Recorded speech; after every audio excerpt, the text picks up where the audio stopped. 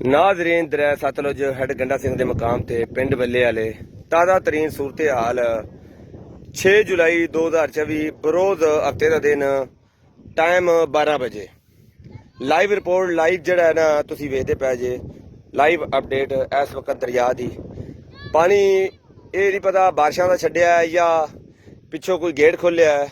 पानी जी रफ्तार थोड़ी ज़्यादा हो रही है इस वक्त, पानी की चढ़ाई हो रही है लेकिन उन्नी ज़्यादा परेशानी वाली चढ़ाई नहीं थी।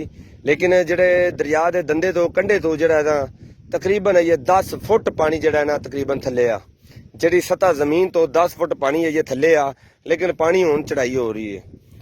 15 मिनटा बाद 10 मिनटा बाद 1 इंची पानी चढ़ता पाया ते वल्ला आलम हुण पिछों गेट किन्ने खुले ने, 1 खुलिया 2 खुलिया या ज्यादा किता ने। लेकिन यह दरिया की सूरत हाल है, पानी अगे ना तेज है ते पानी जिन्होंने शिकारी जड़े मछली फड़ते पे ने ते उन्होंने कुंडियां भी रोड रोड ते ना सैडां ते आ रही पे ने, क्योंकि भारी वेट लाए होंगे ने उन्होंने, उनके बावजूद सैडां ते कुंडियां नूं लेई आंदा। पानी की जिहड़ी है चढ़ाई इन्नी है तेज है पानी ते इस वजह तो। बाकी तुहानूं दरिया की सूरत हाल लाइव अपडेट है, डेली की अपडेट देंदे रहांगे, परेशानी का कोई मसला नहीं ऐसा वैसा।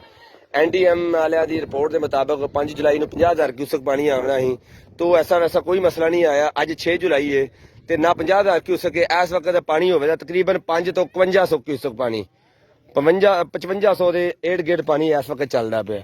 लेकिन 1 लाख तिकर भी इतने पानी चले तो ऐसी वैसी कोई परेशानी नहीं हैगी अगले लोगों भी। तो तुहानूं ये अपडेट देंदे रहांगे।